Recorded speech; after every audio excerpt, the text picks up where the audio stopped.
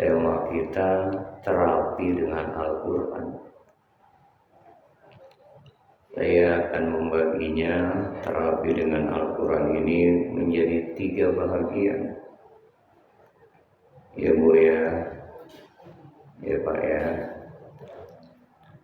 menjadi 3 bahagian. 3-3-nya insya Allah bisa menterapi untuk apa? Ketenangan jiwa, kedamaian di hati, bahkan sehat lahir batin.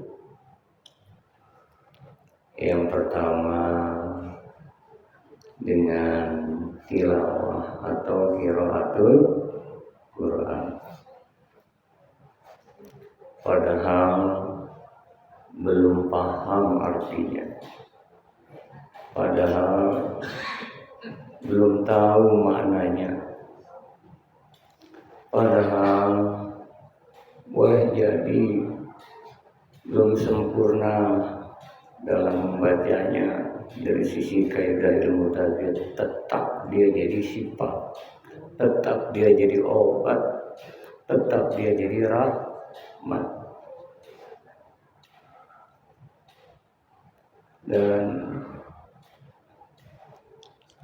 yang kedua, saat Al-Quran setelah gemar senang mengakrabkan diri dengan Al-Quran, baik membacanya maupun mendengarkannya, mulai yang kedua memahami, mempelajari, mengetahui isi kandungan yang terdapat di dalam Al-Quran. Wah, sudah meningkat lagi tuh. Ya. Kalau yang pertama kita baca sudah turun rahmat. Tadi itu syifa dan rahmat. Rahmat itu bisa menjelma kedamaian di hati. Rahmat itu bisa menjelma keberkahan hidup. Rahmat itu bisa menjelma tambah rasa syukur. Rahmat itu bisa menjelma semakin memahami akan hakikat hidup ini. Rahmat itu akan menjelma merasakan indahnya, nikmatnya, kelezatan berzikir kepadanya, berbuat baik.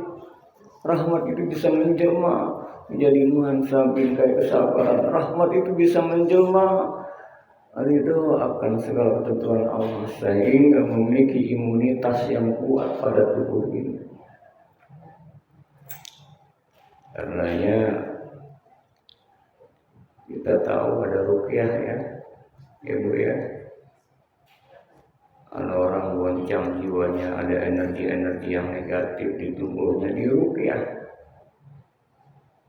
Yang di ruqyah itu dia didengarkan Al-Quran, dia tidak membaca, diperdengarkan Al-Quran. Dan yang sedang di ruqyah itu bahasa Indonesianya jampe.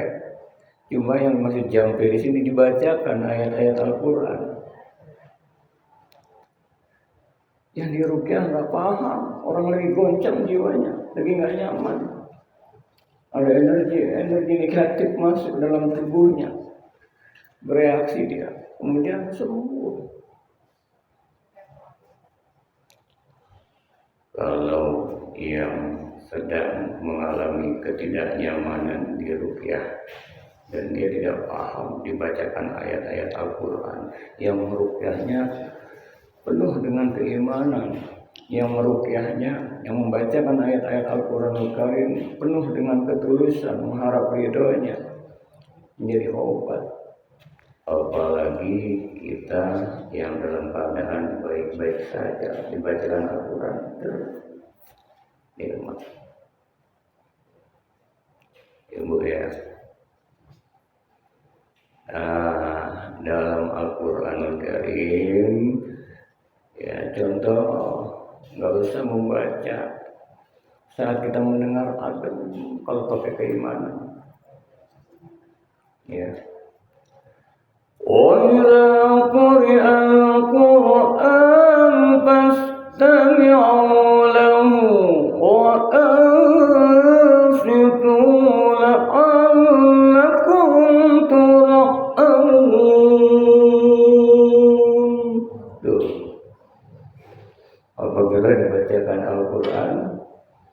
Kita dengerin, kita simak. Niscaya akan turun rahmat padamu, rahmat luas.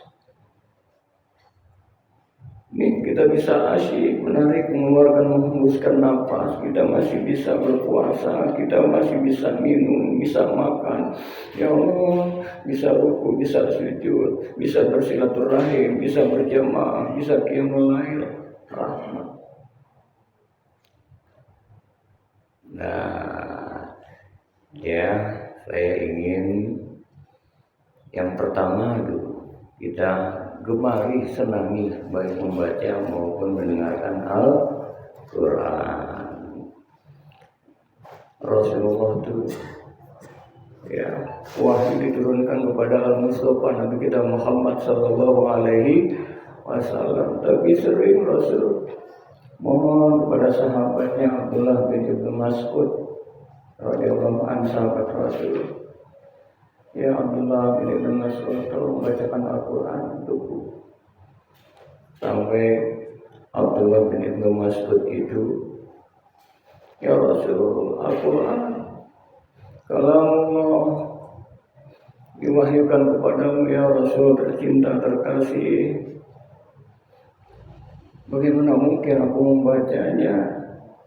Sedangkan Al-Quran wahyu firman Allah kepadamu diturunkan merendah. Abdullah bin Ibnu Mas'ud tetap diberikan karunia. Abdullah bin Ibnu Mas'ud suaranya indah, baca. Saat lagi membaca, menetes air mata Rasulullah SAW, senang dengan Quran. Dan yang luar biasa lagi dahsyatnya, kita tahu sejarahnya Sayyidina Umar bin Khattab radhiyallahu anhu, luar biasa. Justru Allah berikan hidayah masuk saat mendengarkan bacaan Al-Quran. Awalnya marah besar. Umar bin Khattab kala itu mendengar adiknya memeluk agama Islam dan sudah bisa membaca Al-Quran. Adiknya bernama Fatimah. Marah, ingin rasanya untuk memberikan pelajaran pada adiknya untuk jangan lagi mengikuti ajaran Muhammad SAW kala itu. Bergegas menuju kediaman adiknya. Saat sudah dekat pintu kediaman, pengen didobrak saja rasanya. Kala itu adiknya sedang membaca surat Toha, surat yang ke-20. Bismillahirrahmanirrahim. Toha ma anzalna ilaika al-Qur'ana litashqa illa tadhkiratan liman yakhsha. Udah ketok. Sahabat Umar,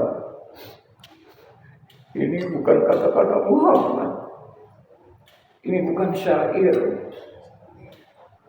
Betul, ini kalau mau langsung kala itu berubah Sayyidina Umar itu Khattab yang luar biasa. Kita ketahui sejarahnya, keberaniannya, kedahsyatannya, keganasannya, berubah dengan ayat Quran.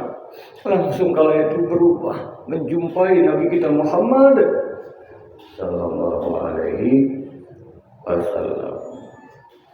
Minta dipandu, dijabat. Akhirnya asyhadu an la ilaha illallah wa asyhadu anna Muhammadar Rasulullah. Tuh ya. Nah, Saya ringkas-ringkas saja dulu. Nanti dalam membaca Al-Quran itu ada yang disebut dengan tilawahnya murattal. Murattal itu tempo bacanya agak cepat. Ada lagi yang disebut mujawwad, sedang. Ada yang temponya tempo tartil. Ketiga-tiganya tartil, lambat. Ya, tiga-tiganya diperkenankan asal sesuai dengan kaidah ilmu tajwid. Contoh yang cepat. Misalnya kalau kita buka media sosial, ya, Syekh Mahmud Al-Husairi, contohnya begini yang cepat. Bismillahirrahmanirrahim. Wa qada rabbuka alla ta'budu illa iyyahu wa bil walidayni ihsana. Imma yablughanna 'indaka al-kibara ahaduhuma aw kilahuma fala takun lahuma ولا تنهرهما وقل لهما قولا كريما. Agak cepat ya. Ada yang sedang. Nah, ini umumnya kita kalau ngimami pakai yang sedang. Bismillahirrahmanirrahim. Alhamdulillahi rabbil alamin. Ar-Rahmanir-Rahim. Maliki yaumiddin. Sedang. Ya Bu ya. Ada tempo bacaan lambat itu yang dibacakan oleh kori-kori seperti Ustadz Haji Muhammad Zetan, ya, kori-kori yang tampil saat acara-acara. Silakan pada yang terhormat untuk kori kita membacakan tafsir Al-Qur'anul Karim. Itu lambat, modelnya seperti ini. Billahi minasy syaithanir rajim. Yang itu.